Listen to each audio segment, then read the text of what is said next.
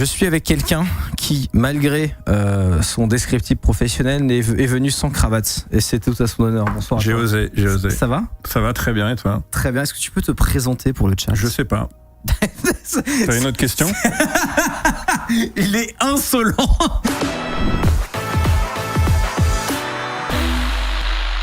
Je m'appelle Marc Daguerre, je travaille dans la finance, dans l'obscur milieu de la finance depuis maintenant 22 ans et depuis une douzaine d'années à mon compte. Je me considère comme étant un petit peu quand même marginal par rapport à ce milieu global et en tout cas... Déjà, tu acceptes de venir ici ? Déjà. Ce qui est déjà énorme.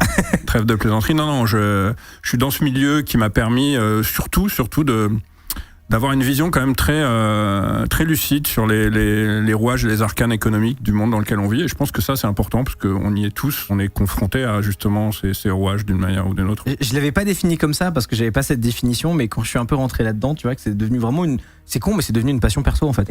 Et c'est ce côté, en fait, tu es là où les choses se passent. Ce qui se passe sur les marchés va définir quel produit va sortir, pas sortir, dans quelle direction une industrie X ou Y va aller. Oui, complètement. C'est trop intéressant en fait. Complètement. Quand t'aimes le mouvement, c'est hyper intéressant. Le monde de la finance est au sommet de la pyramide du monde économique dans lequel on vit, et il reflète énormément de choses, comme tu l'as dit. Il peut refléter des conjonctures politiques, géopolitiques, parfois même sanitaires, comme on a pu le vivre récemment. On peut avoir tel ou tel métier, des métiers qui sont parfois à l'opposé de ce milieu-là. La plupart d'entre nous ont des choses à vendre et ont besoin de participer à cet engrenage économique qui fait tourner le monde finalement. Pour aller un peu plus loin dans ce que tu fais aujourd'hui, tu fais du conseil. Oui, je fais tout à fait. Tu fais de la gestion d'actifs, tu gères des portefeuilles pour des gens. On est en train de monter ce qu'on appelle un fonds dans notre milieu. Mais pour l'instant, sur cette partie-là, parce que j'ai plusieurs cordes à mon arc, comme toi d'ailleurs, mais sur cette partie-là, oui, je vends essentiellement du conseil. Après avoir rouler ta bosse sur les marchés depuis très longtemps. Et du coup, tu as plein d'anecdotes pour nous. Ah oui. Je sais que c'est des questions que j'adore poser. Parce que les vécus et les histoires des gens sont incroyables. Et t'as vécu des trucs. C'est pour ça que t'invites des vieux, quoi, en fait. Rappel évidemment pour les gens qui arrivent pour la première fois, Trading for Good, c'est l'émission dans laquelle, à la base, je gère un portfolio dans lequel j'ai mis 1000 € sur Trade Republic, qui sponsorise cette émission, dans le but de tout redonner à la Fondation Signal. Tous les bénéfices iront à la Fondation Signal à la fin. Et également, quand vous créez un compte Trade Republic, ce qui est gratuit, vous donnez 10 € à la fin. Alors justement, tu me parles d'anecdote. Te trompe pas en donnant tes sous à la Fondation Signal, parce que je sais pas si t'es au courant de l'anecdote. Mais tu connaissais pas cette anecdote-là, boursière ? Est-ce que tu vas éclater mon émission en une anecdote ? Bah, je pense. Non, mais quand vous vous souvenez il y a eu un moment où il y a eu une espèce de tollé quand les gens pensaient que WhatsApp allait devenir payant sur certains trucs et qu'on avait ça arrivait à plusieurs reprises. À plusieurs reprises, et qu'on avait compris que WhatsApp n'était pas forcément le lieu le plus sûr pour préserver ses données, etc. Et à ce moment-là, les gens se sont rués sur Signal. Il y a eu énormément de téléchargements. Il y avait un peu de Telegram aussi, etc. Et figure-toi qu'il y a une boîte qui s'appelle Signal en bourse qui n'avait rien à voir avec... Oh putain, oui, j'ai cette anecdote. Elle est incroyable. Elle est dingue, hein. Et les gens se sont dit, putain, Signal va exploser. Ils se sont mis à acheter du Signal qui n'était pas le bon du tout. Ça n'avait rien à voir. Voilà. Et ils ont fait monter le cours de l'action. Mais ça arrive souvent apparemment. Qu'il y ait des gogoles en bourse. Non, mais genre des boîtes qui ont le même nom qu'un autre truc, qui se mettent à pumper comme pas possible alors que ça n'a rien à voir. Ah oui, et d'ailleurs, tiens, puisque tu m'as demandé des anecdotes, vous la connaissez sans doute, mais cette histoire des gens qui avaient créé une boîte qu'ils avaient appelée Trésor Public. Ça, je connais pas. Okay, Attends, on est en quelle année ? Alors, ok. T'étais pas né. Mais, voilà pourquoi. Mais des gens avaient créé une boîte qu'ils avaient appelée Trésor Publicité, en fait, dont ils avaient déposé le nom, et ils ont détourné tous les chèques. Parce qu'à l'époque, tu sais, maintenant, on est de plus en plus dans la finance justement dématérialisée, mais à l'époque de nos générations à nous, il y avait quand même encore beaucoup de chèques. Ouais. Et donc, tous les chèques que tu faisais aux impôts, tu devais les renseigner au nom du Trésor Public. Et donc, ils avaient appelé leur boîte Trésor Publicité pour pouvoir détourner ces chèques, auxquels ils rajoutaient juste le IT à la fin du chèque. Mais c'est des génies. C'était des génies. Ouais, trop smart. Voilà. Je trouve ça génial parce que l'idée est géniale, même si l'anecdote raconte jusqu'au bout qu'ils ont fini par se faire gauler quand même. Bon, donc c'était pas si smart que ça, mais en tout cas, drôle. Donc, oui, voilà, c'est drôle. Et je trouve ça fantastique de se dire, putain, je vais penser à des trucs comme ça. Tu sais que dans le même genre, moi, il y a un truc qui me détruit parce que il y a eu, c'est pas les seuls à faire ça, hein, c'est un vieux truc, mais c'était les derniers en date et ils ont eu un article il y a moins de 6 mois, une boîte qui avait fait tout un chiffre d'affaires mirobolant. La seule chose qu'ils faisaient, c'est qu'ils envoyaient des factures au service comptabilité de grosses sociétés et franchement, il y en a 1 sur 4 qui était payée. Ils n'avaient jamais travaillé. Ouais. Mais vraiment, tu envoies des factures au service compta. Et quand c'est des mégacorps qui sont un peu désorganisés, ils ont pas le temps. Il y a un prestataire qui envoie une facture, il la paye. Ça marche. Écoute, j'ai envie d'enchaîner sur les anecdotes. Peut-être on peut en faire une pas marrante en 2001. Parce que c'est un vécu que je trouve qui est important. J'ai envie de te parler de ça. En fait, c'est un peu macabre, malheureusement. Parce que c'est un événement catastrophique, mais en fait c'est un vécu que pas beaucoup de gens ont eu. C'est sur le 11 septembre que tu as vécu toi en salle des marchés. Évidemment, j'étais pas à Wall Street et j'étais pas dans les tours ni même en face. Donc j'ai pas ni cette prétention et je ne prétends pas du tout avoir ressenti les mêmes choses que ces gens-là. En revanche, au niveau du direct de l'information, c'est ça que je t'ai dit, c'est-à-dire que la plupart des gens l'ont su ce jour-là, tout le monde en a parlé, tout le monde devait recevoir sans doute des coups de fil même au boulot à partir du moment où ça a été avéré en fait que c'était un attentat et évidemment le soir tout le monde a passé, je pense que 99% de la terre ce soir-là a passé son temps devant les informations toute la nuit à regarder qu'est-ce qui se passe, etc. Nous on l'a vécu en live parce qu'en salle de marché tu es au cœur de l'information en continu puisque comme tu l'as dit tout à l'heure, la finance et la bourse est un reflet du monde tel qu'il se passe, tel qu'il vit, etc. au quotidien. Et donc on a les chaînes CNBC, on a des écrans avec nos graphes un peu partout qui clignotent, tout ça. Il faut savoir qu'en 2001, on était déjà dans une situation économique tendue après l'éclatement de la bulle Internet de 2000. Ça, t'as vécu ça aussi. Voilà, oui, complètement, oui. La fameuse dot-com, la bulle du dot-com, comme on l'appelait nous à l'époque. Et donc la bourse n'allait déjà pas très bien. Donc les graphes étaient déjà un petit peu baissiers en eux-mêmes. Et puis, il y a eu cette histoire, donc premier avion, en fait. On reçoit un coup de fil d'un confrère qui dit « Ouais, l'avion et tout ». On regarde ça sur nos écrans et le réflexe premier, ça a été quand même... C'est tellement ahurissant de se dire que les États-Unis vont être attaqués sur leur sol, etc., qu'on a tous, au début, se dire « Qu'est-ce qui se passe, quoi ?» Comment est-ce que ça a pu être un accident? Parce qu'au départ, on pensait vraiment à un accident. Comment est-ce qu'un pilote peut en arriver à rentrer comme ça dans... Bon. Et puis, entre le delta qu'il y a eu entre ce moment et à peu près une heure où on a eu l'annonce du deuxième avion, là, ce doute qui est subsisté encore légèrement a disparu en fait. Parce qu'autant on peut penser à un accident, autant on savait très bien qu'il n'allait pas avoir deux accidents identiques le même jour, de la même manière. Et là, il y a énormément de choses qui se passent. Il y a l'incrédulité, il y a l'inquiétude aussi un petit peu forcément, il y a ce côté qu'est-ce qui se passe. Et puis il faut pas oublier aussi une chose, tu as le premier avion, une heure après tu as le deuxième avion, quand tu le vis en live, tu sais pas quand ça va s'arrêter finalement. Oui, bien sûr. C'est-à-dire que nous, on le sait maintenant que l'histoire est terminée. On sait qu'il y a eu 2 avions et demi avec l'histoire du Pentagone, etc.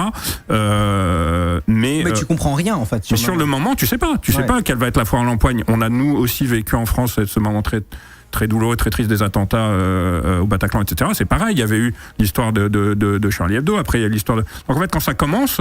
Tu sais pas quand ça va s'arrêter. Une fois que c'est terminé. Mais c'est là où le fait de te poser la question est super intéressant. Je trouve c'est qu'en salle des marchés, tu as une vision très particulière des grands moments d'histoire comme ça qui se passent devant toi. Oui. Parce qu'en fait, tu reçois l'info en temps réel de plein de sources différentes. Complètement. Et je parle de l'info des chaînes de télé et des médias, mais aussi les informations financières qui traduisent aussi l'impact, oui. Donc t'as une vision d'un événement historique qui est très particulière, tu vois. L'impact très révélateur aussi du monde de la finance dans son côté pour le coup. Et c'est pas parce que j'y travaille que je vais pas le dire, mais l'impact un peu bête entre guillemets, c'est-à-dire évidemment la bourse allait mal. Évidemment quand tu as quelque chose comme ça qui arrive, les marchés dévissaient déjà, mais ils dévissent à une vitesse. Si tu veux, il faut se représenter la chose. Tu as des graphiques sous tes yeux. Je sais que tout à l'heure tu vas en montrer quand tu vas montrer ton fabuleux portefeuille. Et donc à ce moment-là, tu vois ces cours qui tombent en fait véritablement. C'est-à-dire que tu vois d'un point de vue matériel sur tes écrans, tu vois les cours de bourse qui s'effondrent. Et comme nous on a des écrans un peu partout et sectoriels, tu vois très vite que les compagnies aériennes se font effectivement mitrailler plus que le reste, même si tout se faisait mitrailler.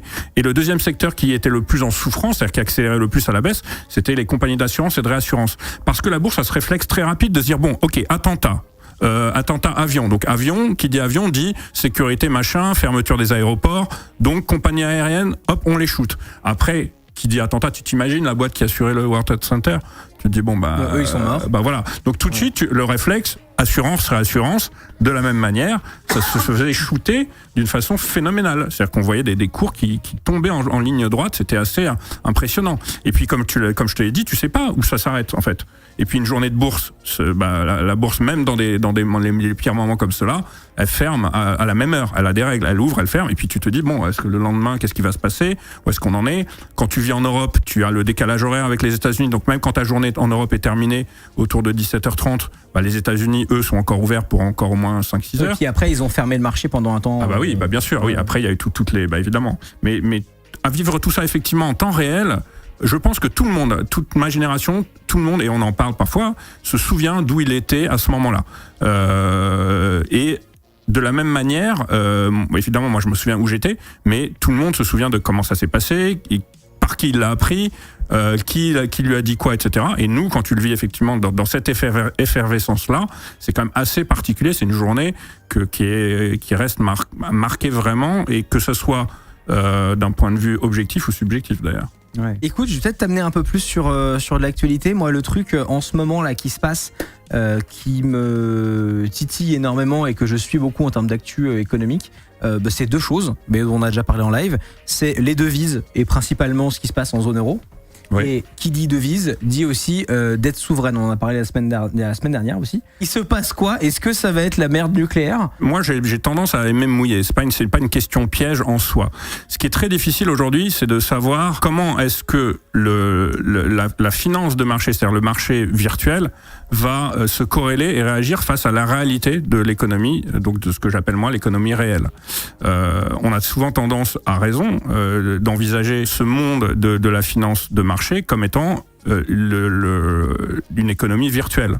Les ordres qu'on passe en bourse, et tu me donnes l'exemple de Nvidia, qui est une boîte que tu suis assez particulièrement, qui est une belle boîte, tu me dis, parfois tu as l'impression que la réaction financière du cours d'Nvidia ne correspond pas du tout à l'image que tu en as en termes de qualité de boîte, d'éventuellement de projet, etc. Parce que, en tout cas, moi, pour clarifier, c'est ce que je disais en off. Pour moi, on est dans un moment très précis de l'histoire où il y a trop de liquidités, où l'argent a pratiquement plus de valeur, et où tu peux avoir des réactions du marché qui sont décorrélées de la réalité. Et je donne l'exemple d'Nvidia parce que Nvidia, je les suivais beaucoup. Nvidia, ils vont faire une super annonce. Je parle pas récemment, mais ne serait-ce qu'il y a un an ou deux, ils font une super annonce technologique de leur labo, ne serait-ce qu'en software, même pas sans parler des cartes graphiques, en software, ils ont des labos de recherche très précis où ils annoncent un nouveau truc, un nouvel algorithme qui va pouvoir être utilisé dans plein de trucs industriels et tout machin. Tu te dis, news très bullish quand même pour une belle boîte. Ça chute. Ouais. Et t'es là genre, qu'est-ce qui se passe? Ouais, ou alors tu peux avoir des news parfois même mauvaises et qui font monter le cours. Enfin, ouais. Alors ça, on va répondre en deux temps. D'abord, pour revenir sur la remarque globale, tu me parlais de la dette souveraine, de qu'est-ce qui se passe. Tu as dit une chose qui est très juste, c'est cette espèce de réflexe d'injection de liquidité des banques centrales finalement, qui depuis la crise de subprime, qui avait vraiment alerté le monde de la finance en se disant attention, il faut qu'on fasse gaffe parce qu'on a entre les mains des choses qui peuvent être explosives. Et du coup, depuis ce moment-là, on a eu ce qu'on appelle nous dans notre jargon les quantitative easing à outrance, les QE, c'est-à-dire l'injection effectivement de liquidité dans le marché par les banques centrales. Autrement dit, on sent que ça va pas, hop, je balance des milliards, comme ça, l'économie tient. Mais comme tu l'as dit, ça dévalorise complètement la notion et la valeur de l'argent. L'argent doit absolument être rattachée à une véritable valeur, et cette valeur, elle doit être essentielle à tous les niveaux. Elle doit être intellectuelle, elle doit être conjoncturelle. Tu peux pas dire voilà, je te donne de l'argent, t'en fais ce que tu veux, mais je l'ai pas mérité. J'ai pas fait d'études, j'ai pas bossé, j'apporte rien à la société, c'est pas grave, je te donne de l'argent. Non, en fait, il faut ultra virtuel quoi. Mais complètement, et c'est ce qui aujourd'hui tient le marché depuis un moment. La question c'est jusqu'à quand ça peut tenir? Est-ce que, comme tu l'as évoqué, on peut être en face d'une bulle phénoménale qui risquerait de nous péter à la figure? Maintenant, pour être très sincère, il va falloir faire attention parce que il serait nécessaire de faire un peu de nettoyage déontologique autour de tout ça et qu'on revienne dans des économies plus saines qu'elles ne sont en train de le devenir, parce que on va pas pouvoir, selon moi, maintenir un flux tendu comme ça permanent. Je ne pense pas que les banques centrales, ni que ce soit dans leur intérêt, ni qu'au bout d'un moment, ça ne finisse pas par venir, tu vois, le revers de la médaille va peut être très violent. Maintenant, pour revenir sur la deuxième partie, quand tu me parlais d'Nvidia, par exemple, tu as dit quelque chose de très juste. Aujourd'hui, dans cet univers qui est le nôtre, c'est-à-dire celui de la finance, qu'est-ce qui va se passer? les gens qui s'y intéressent d'une manière ou d'une autre, toi en particulier sur ta partie à toi, quand tu gères ton portefeuille, quand tu as ton Bitcoin, en général, quand tu décides de gérer ton argent en bourse, quels que soient les actifs que tu vas suivre, c'est que tu veux évidemment, sauf cas très très très particulier, c'est que tu vas essayer de faire fructifier un petit peu ton capital et essayer de gagner de l'argent. Donc tu vas essayer de t'intéresser d'une manière ou d'une autre à des actifs qui peuvent susciter chez toi un intérêt. Dans le monde des actions, comme toi t'en as parlé, t'as une boîte que tu connais, que tu aimes, que tu suis. Donc cette boîte, t'as l'impression justement du fait de la connaître que tu vas pouvoir un petit peu te dire peut-être que je vais pouvoir investir dessus parce que je la connais quand même suffisamment bien. Donc tu vas faire ce qu'on appelle nous de l'analyse fondamentale quelque part. Tu vas t'intéresser au projet de la boîte en tant que tel, à ses éventuels contrats arrivants, à ses éventuels développements technologiques qui peuvent être sous le tapis et qui vont peut-être à un moment lui permettre d'eux, etc. Moi, dans ma partie à moi, je fais ce qu'on appelle l'analyse technique, c'est-à-dire que je vais étudier essentiellement le graphique. J'ai tendance à dire que il n'y a pas de, ça va faire rire un de mes collègues qui me reprend toujours là-dessus, mais je dis très souvent qu'il n'y a pas de panacée en bourse. Ça se saurait, on le sait tous, il n'y a pas de voie miracle. Les gens qui te disent j'ai la martingale boursière, on sait que par définition que c'est des escrocs. Ça n'existe pas. Si moi tu me donnes la martingale boursière, dans 3 mois je rachète Apple, Amazon et Google, d'accord ? Parce que c'est exponentiel la bourse. C'est exponentiel. Si moi je te dis voilà, si je te donne par exemple la carte du monde de la bourse de demain, c'est extrêmement facile. Si demain tu me dis je sais pas que Netflix va prendre 10%, c'est hyper facile à jouer. Tu prends un levier de malade sur un produit, etc. Tu mets ta maison dessus, tu sais que ça va prendre 10%, hop, tu mets un levier de 10, donc tu sais que tu vas prendre 100%, hop, t'as mis 1000 balles, tu sais que tu récupères 2000 balles, t'as mis 100 000 balles, tu récupères 200 000, etc. Bon. Donc ça, et du coup, comme je te dis que c'est exponentiel, si tu sais chaque jour à l'avance ce que la bourse va faire, dans 3 mois, t'es milliardaire. Bon, même pas dans 3 semaines. Par rapport à ce que tu as dit juste avant, est-ce que la solution serait pas de revenir à la valeur or, j'imagine que tu veux dire étalon or, pour certains pays comme ceux qui ont une inflation au-dessus de 10 points. Bon, la question est très pertinente. Il y a cette question de l'étalon or, donc c'est comme ça que tu l'as lu, parce qu'effectivement, on sait que l'or est ce qui sert aujourd'hui d'étalon globalement pour la plupart des monnaies, pour la plupart de nos économies. Il a été question à un moment de se demander si cette valeur qu'on appelle valeur refuge, nous, dans nos métiers, n'allait pas être remise en question justement par cette espèce d'avènement de la cryptosphère, à savoir, et c'était un petit peu le but aussi à la base, c'est-à-dire que la crypto puisse venir servir de valeur justement refuge pour essayer de contourner un petit peu le monde de la finance tel qu'il est aujourd'hui, et certainement un petit peu par endroits archaïque, et dans lequel il faudrait changer certaines choses. Il se trouve que pour l'instant, ce n'a pas été le cas. On a remarqué que depuis ces dernières années que la crypto en général et le Bitcoin en particulier étaient quand même très corrélés à l'économie réelle telle qu'elle est aujourd'hui, et notamment au Nasdaq, qui est l'indice de référence technologique, parce que la crypto reste quand même à la base. Elle est vue par les institutionnels comme étant un produit tech. Voilà. Alors pour moi, c'est pas vraiment un produit tech, mais c'est quand même de la tech quelque part.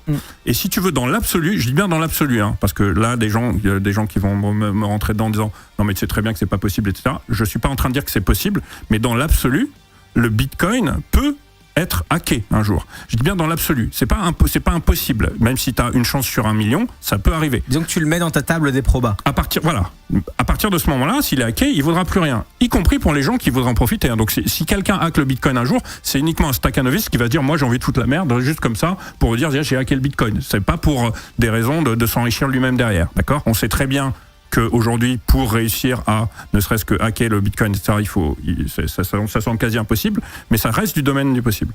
À partir de ce moment-là, on peut pas se dire que on va peut-être jouer quasiment toutes les économies de tous les pays sur quelque chose qui semble encore, pour l'instant, assez trop peu palpable pour qu'on sache vraiment ce qu'il en est. Et d'ailleurs, je vais dire autre chose, cet aspect du Bitcoin qui intéresse la plupart des gens, c'est-à-dire l'aspect spéculatif. Quand j'entends les débats qu'il y a autour de la crypto, entre ceux qui sont pour et contre, il y a quelque chose qu'il faut bien comprendre. Si le Bitcoin perd de son aspect, justement, si d'un seul coup il se démocratise, si d'un seul coup il a plus ce côté un petit peu justement tendancieux, je parle uniquement d'un point de vue spéculatif, je ne parle pas du projet qu'il y a derrière et de la blockchain en général.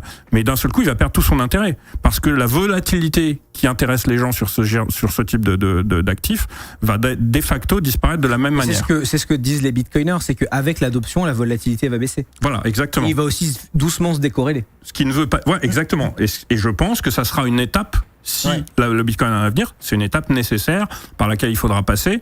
Et après, on pourra effectivement spéculer véritablement sur ce qui peut représenter... Voilà.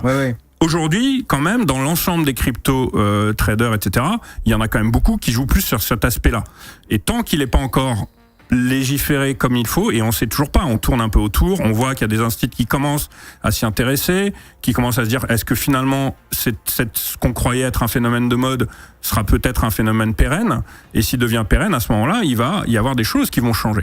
Et là, il sera toujours temps de voir à ce moment-là ce que ça peut devenir. Qu'on en soit à avoir cette discussion, alors qu'il n'y a même pas 5 ans, c'était un truc lunaire de geek bizarre qui achetait de la drogue, quoi. Tu me parlais des relations que tu avais avec des gens en banque d'affaires, oui. Tu parlais de Bitcoin. Oui. À une période, comme tu disais, il y a 5 ans, quand tu parlais de la crypto aux banques, parce que moi je travaille avec les banques régulièrement, c'était plutôt un retour un peu ironique que tu avais du genre, bon, ok, genre m'emmerde pas avec ton truc, ok, c'est un effet de mode. Mais toi tu l'avais sur ton radar il y a 5 ans, quoi. Ah oui, moi je l'avais il y a plus de 5 ans, mais en tout cas, donc ces banquiers-là me disaient, ils riaient vraiment sur le dos de la crypto, vraiment, ils pensaient que c'était complètement anecdotique, et quand je leur disais, mais est-ce que vous, dans vos boîtes, c'est des choses auxquelles on s'intéresse, est-ce qu'à un moment vous allez tout le monde me disait non, hors de question. Bon. Et maintenant, alors, en dehors du fait qu'ils s'y intéressent, mais l'anecdote que je t'ai racontée qui est assez drôle, effectivement, c'est que j'ai un de ces contacts qui m'envoie un message en off, un message en dehors de ce qu'on appelle, nous, le cadre professionnel, parce que j'ai des gens aussi à qui je travaille qui sont aussi des amis, entre guillemets,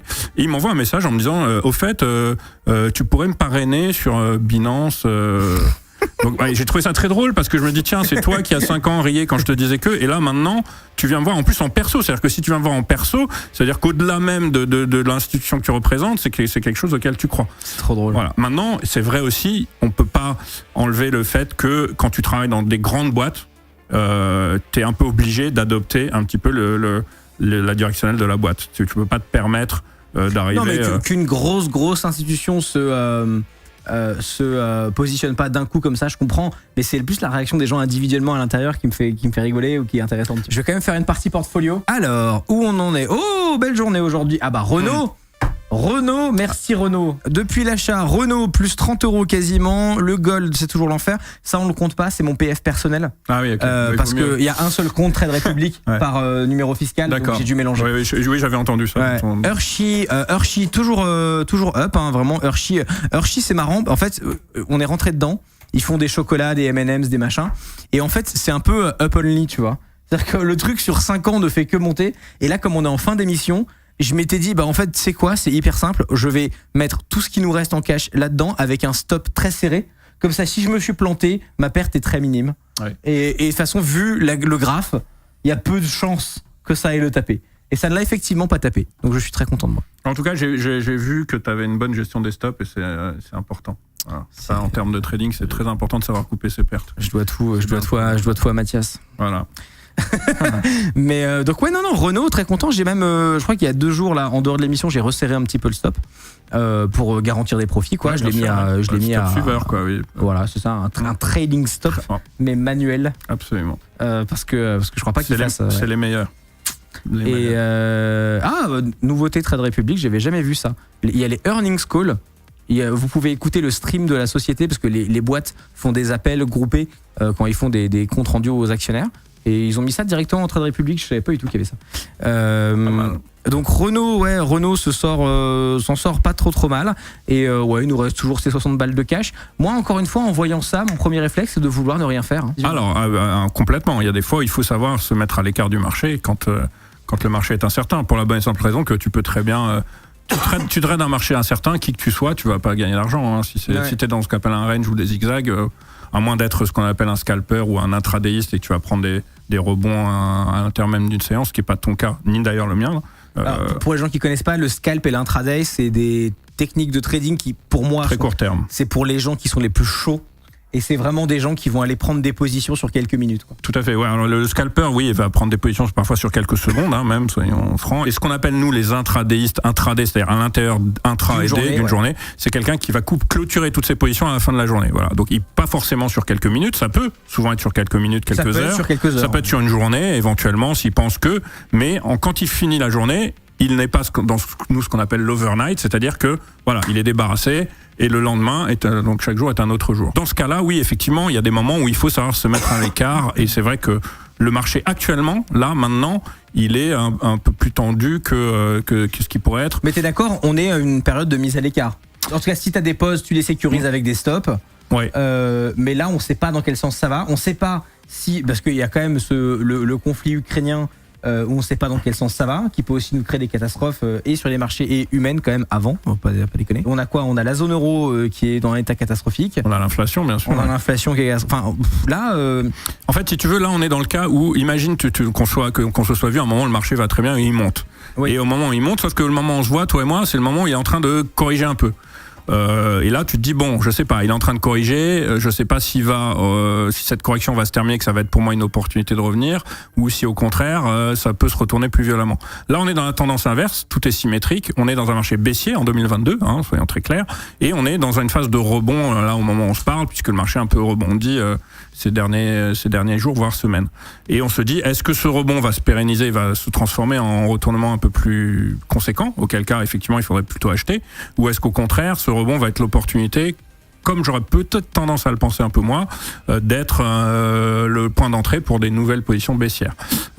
Donc effectivement, c'est pas le moment idéal parce que le rebond pour l'instant tient quand même, à l'heure où on se parle, toi et moi, et il est encore trop faible pour nous permettre d'avoir confiance dans la reprise haussière, Ouais. et il est pas encore suffisamment fragile pour se dire c'est le moment à nouveau de se repositionner à la baisse. Donc c'est pas forcément. Donc moi je vous le timing. dis, voilà, vous l'avez vu, le portfolio sur le compte de l'émission. Moi, je compte rien faire pour l'instant. Il nous reste très peu de cash, pas qui nous permettent de prendre des pauses vraiment sérieuses. Ce qui est en négatif est de toute façon protégé par un stop. Ce qui est en positif est protégé dans son profit par également des stops. Toutes les actions en positif là vont se clôturer de manière automatique si ça baisse en positif. Donc c'est cool et on récupérera du cash, qu'on prendra peut-être des actions la semaine prochaine. Mais pour l'instant, je compte rien faire. Il y a une question sur le DCA, qui est le truc qui est la religion de Mathias. Et avec raison, moi c'est ce que je pratique sur mon portfolio personnel aussi, sans secret.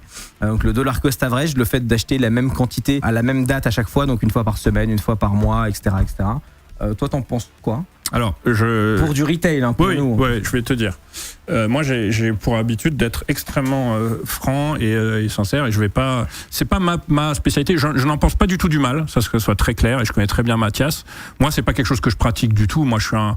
Mais c'est pas ton métier. Enfin, c'est oui.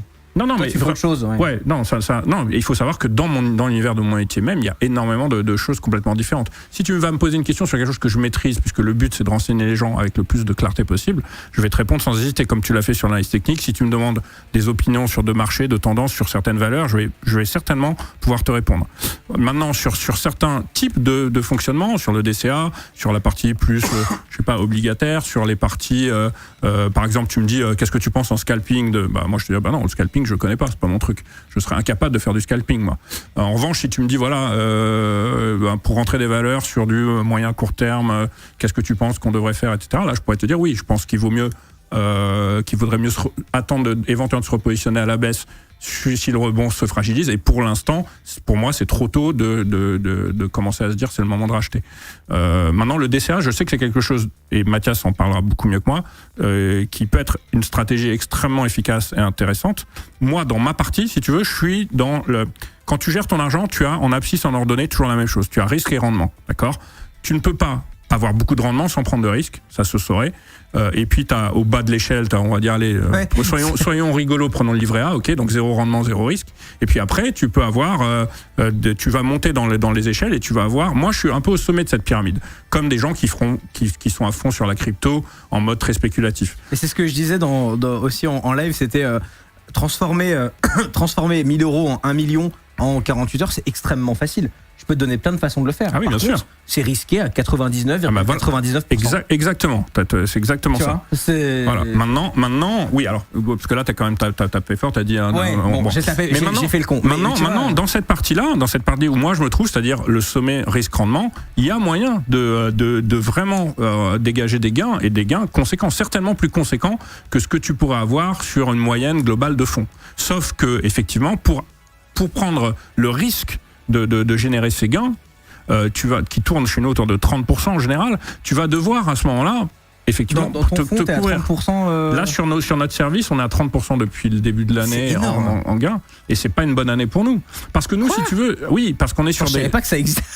Parce que moi, je suis sur un rendement S&P 500 ou un truc de bourse classique. C'est quoi? C'est entre 5 et 8%. C'est considéré comme étant un bon rendement. C'est un très bon rendement.